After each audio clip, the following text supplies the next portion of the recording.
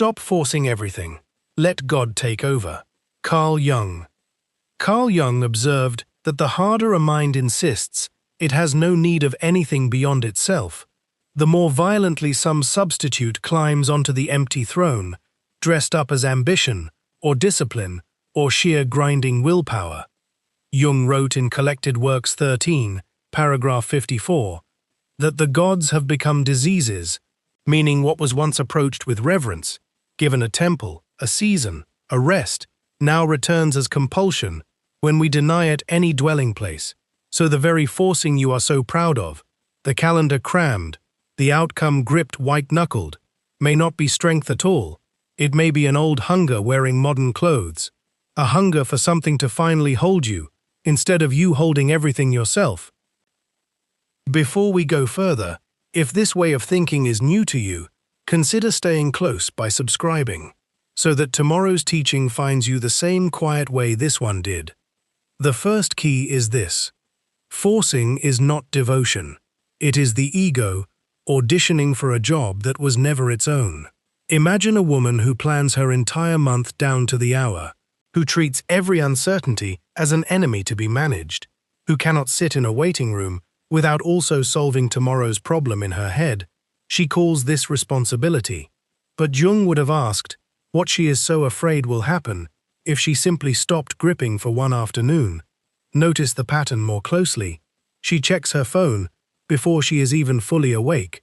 She rewrites the same email 4 times because a plain sentence feels like exposure. She cannot enjoy a Sunday without first accounting for every hour of the coming week.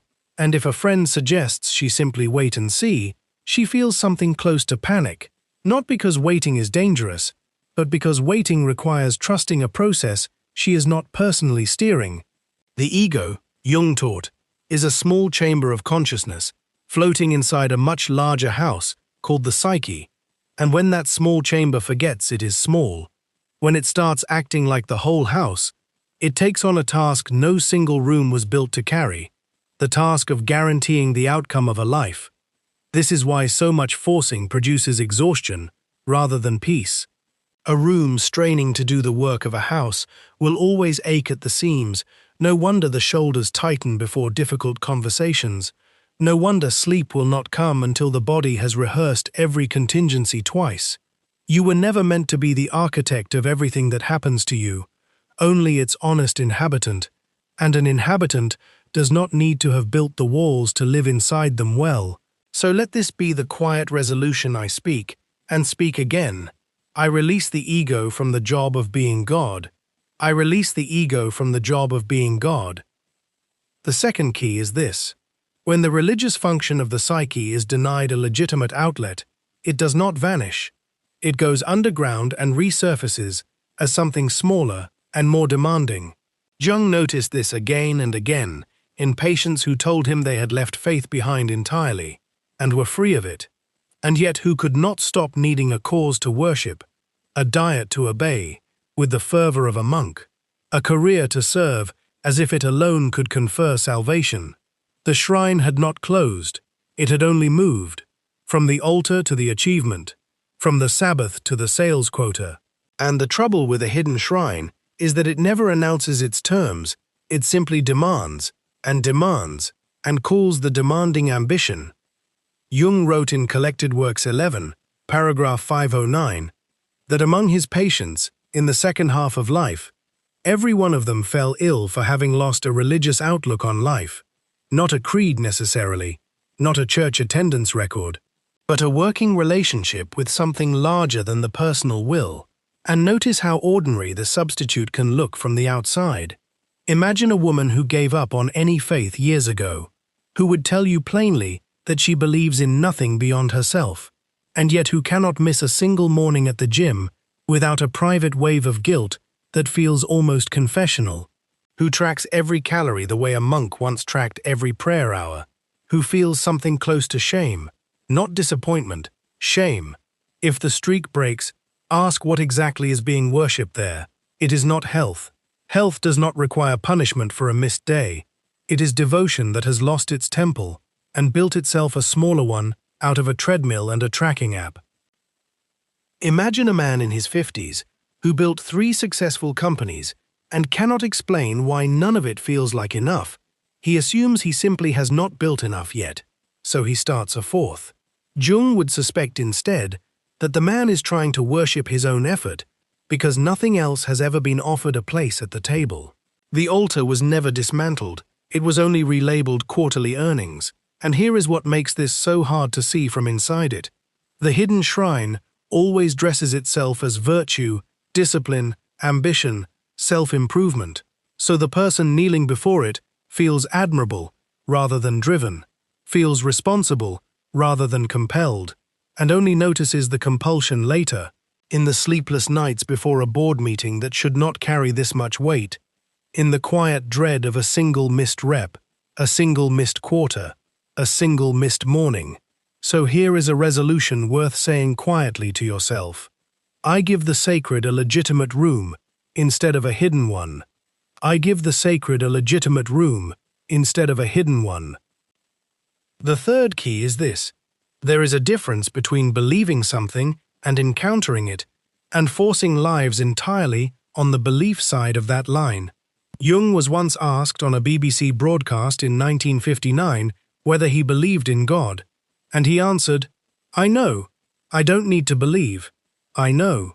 A line that has traveled the world since, usually stripped of the sentence that made it honest, because a year later, in a piece for The Listener in 1960, Jung clarified that he was speaking of an inner experience, of what he called a factor unknown in itself, not a proof, not a doctrine, not a claim that could be argued in a courtroom, but a recognition, arriving the way weather arrives, unbidden and undeniable, while it is happening. Think of belief as a contract you sign with your own mind, a set of words you repeat until they hold, and think of encounter as something else entirely, something that happens to you rather than something you produce. Imagine a man who spends years insisting to himself that his work has meaning, repeating it in the mirror before every difficult meeting, forcing the sentence into place like a nail hammered into wood that keeps splitting. He believes it, in the sense that he has decided to, but he has never once encountered it. He has never had the quiet, unasked moment where the meaning simply arrived and made itself known without his permission. And so the belief requires constant maintenance, constant repetition, constant defending against doubt. Because a belief you manufacture must be manufactured again tomorrow, and the day after, forever. This is the exhausting arithmetic of forcing. You cannot retire from a belief you built with your own hands. You can only keep building. Now imagine something different happening to that same man, not summoned, not scheduled, perhaps on an ordinary Tuesday evening, driving home in traffic, half listening to the radio, and without warning, a settledness arrives, a sense that the work, the marriage, the years are not senseless after all, and it is gone again within a minute, but something in him has been touched rather than convinced. That is what Jung meant by the numinous, an experience that does not ask your permission and does not wait for your schedule. And here is why this matters so much for anyone exhausted from forcing. You cannot argue your way into that kind of encounter, and you certainly cannot grip your way into it either. A man can force a deadline, he can force a diet, he can even force a marriage into a shape of politeness, but he cannot force the experience of being met by something larger than his own planning, that only comes when the grip loosens enough for something else to be noticed at all. The very gripping is what keeps the window shut, because a hand clenched tight around an outcome has no room left to receive anything unasked. So much of the forcing in an ordinary week is really this same mistake, wearing smaller clothes, trying to convince yourself of a peace you have not been given, trying to talk yourself into a certainty that was never meant to be manufactured, when the honest work is not persuasion at all, it is attention. It is the quiet discipline of staying awake enough, still enough, unhurried enough, that if something does arrive uninvited, you are actually present to notice it, rather than too busy proving something to yourself to feel it pass by. So let the resolution be this one. I stop demanding proof and start making room for encounter. I stop demanding proof and start making room for encounter. The fourth key is this, and here the lens turns toward you rather than toward patience in old case notes. Think back over this past week. Was there a moment you refused to let a plan bend even slightly? A moment you treated a minor delay as a personal insult? A moment you stayed up rehearsing an outcome you have no actual power to guarantee? That is the grip Jung was describing. And it rarely looks dramatic from the outside. It looks like competence. It looks like a person who simply gets things done. But underneath the competence, there is often a quiet terror that if the hands ever open, everything falls. Jung recalled in Memories, Dreams, Reflections that his own father, a country pastor, had performed the forms of faith for decades, while privately having lost the living experience behind them. And Jung watched, as a boy, the exhaustion this produced, a man going through every motion of surrender, while gripping, invisibly, with everything he had, reciting the words of trust on Sunday, and returning Monday to a private despair he never once let anyone see. That image stayed with Jung his whole life. The danger of holding the form of letting go while still clenching the substance of control.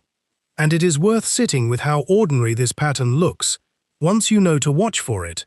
Imagine a father today who tells his children not to worry, that everything will be fine, while he lies awake at 3 a.m, recalculating the mortgage for the 4th time that week.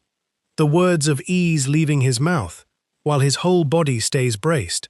This is not hypocrisy exactly. Jung would say, it is simply the split between the persona a person shows and the grip that person actually carries underneath. And most of us do not need Jung's father to recognize it. We have our own quieter version. The way you tell a friend you are not worried about it, while checking your phone every few minutes for a reply that has not come. The way you say you have let it go about a conversation that still runs on a loop in your head at midnight. The mouth releases the thing before the hand ever does. Ask yourself honestly this week where you are doing the same. Where you are saying the words of trust while your hands stay locked around the steering wheel. Notice it in the small places first, because the grip rarely announces itself in the large decisions. It shows up in the way you refuse to let someone else load the dishwasher their own way, in the way a delayed reply from a colleague sends a small current of dread through your chest, in the way you cannot enjoy a Saturday without first accounting for every hour of the following Monday. None of these are crimes. And none of them make you a fraud, the way the pastor's private despair might sound. This is not a failing to be ashamed of. It is simply the ego doing what it was trained to do, protect at all costs. The ego learned somewhere, probably very young, that safety comes from vigilance, and it has been dutifully vigilant ever since, refusing to notice that the vigilance itself has become the exhausting thing. But it is worth naming, because you cannot loosen a grip you refuse to notice you have. A hand does not open by being commanded to open. It opens once it finally feels safe enough to stop bracing. And that safety begins with the small, unglamorous act of simply noticing, without judgment, this week, where the bracing is happening. So here is the resolution. I notice where my hands are clenched before I ask them to open. I notice where my hands are clenched before I ask them to open. The fifth key is this. Letting something larger take over does not mean going limp. And this is where the popular phrase does the most damage, because Jung never taught passivity, he taught cooperation. There is a very real difference between surrender and collapse, and most people who hear let go imagine the second when Jung meant the first.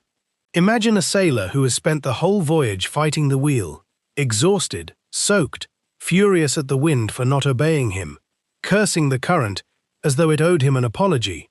And imagine that same sailor learning, finally, to read the wind instead of fighting it, to adjust the sail rather than command the sea. Notice he is not doing less, he is doing considerably more work.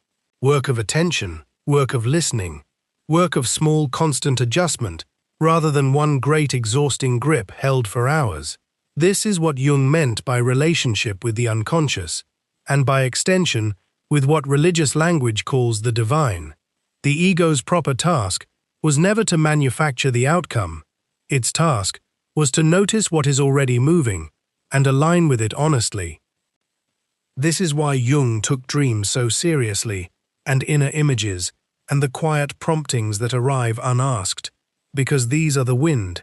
They are the psyche's own weather report, arriving nightly, whether the ego consents or not, and a life spent only forcing never learns to read them. It sails on regardless, gripping the wheel through a storm that a single glance at the sky would have predicted.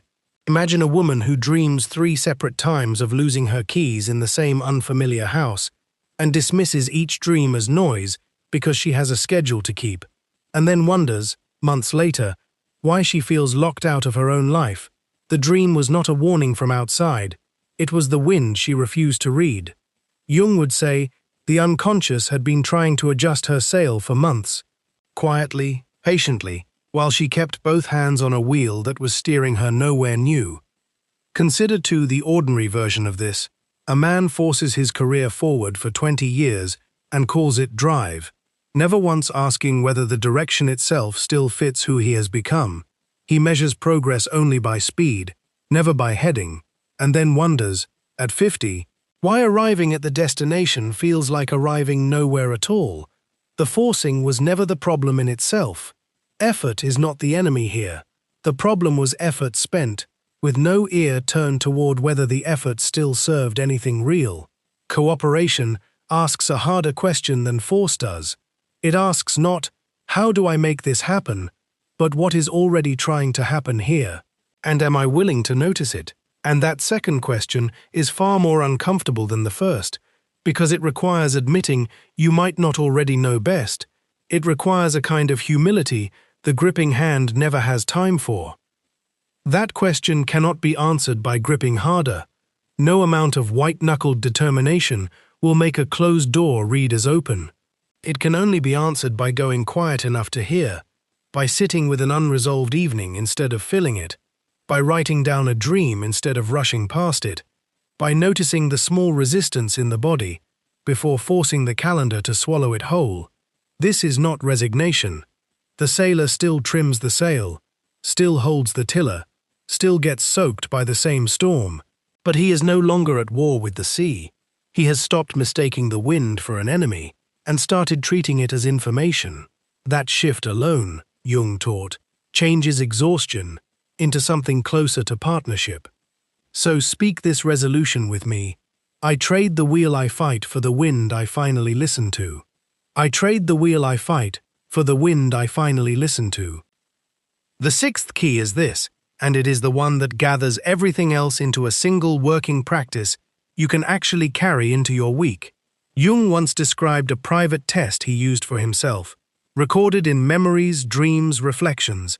Near its closing pages, he asked whether a person felt related to something infinite, and he noted that this single question changes the entire shape of a life. Not because it grants magical protection, and not because answering yes makes the bills disappear, but because a person who feels related to something infinite handles the finite differently. The missed promotion is still disappointing, but it is no longer the whole verdict on a life. The difficult marriage is still difficult, but it is no longer proof that existence itself has failed. Forcing, at its root, is often what happens when a person believes the finite thing in front of them is the entire universe, and so it must be controlled completely, or all is lost. Letting the larger pattern take its rightful place restores proportion, not by shrinking your effort, but by shrinking your terror. Imagine a father sitting up at midnight because his son has not answered a text since morning. He has already rehearsed 3 tragedies in his head. He has already composed the message he will send the moment the boy resurfaces, and underneath the worry, if he is honest, there is a smaller, harder demand, the demand that his son's life go exactly the way the father has planned it, that nothing be allowed to happen outside that plan. This is not really love in that moment. Though it wears love's clothing, it is the ego treating one relationship as though it were the whole of existence, and so every silence becomes an emergency, requiring total vigilance. Now imagine that same father, an hour later, stepping outside for air, looking up, noticing that the sky has not stopped being vast simply because his phone stayed quiet, noticing that whatever is unfolding in his son's life is still unfolding inside a much larger pattern than any single text message can carry. This does not make him stop caring, and Jung was never asking anyone to stop caring. It simply returns the moment to its true size. One room, lit or unlit, inside a house that is still standing. Try this quietly yourself, without announcing it to anyone, without turning it into a performance. Simply ask across this coming week, in the middle of an ordinary moment, stuck in traffic, waiting on a reply that has not come, watching a plan bend sideways without your permission. Ask, am I relating to this moment as though it is the whole of existence, or am I relating to it as one small room inside a much larger house? Notice how the question does not ask you to solve anything. It only asks you to remember scale. A man forcing a business deal through by Friday believes, for that hour, that Friday is the entire timeline of his worth.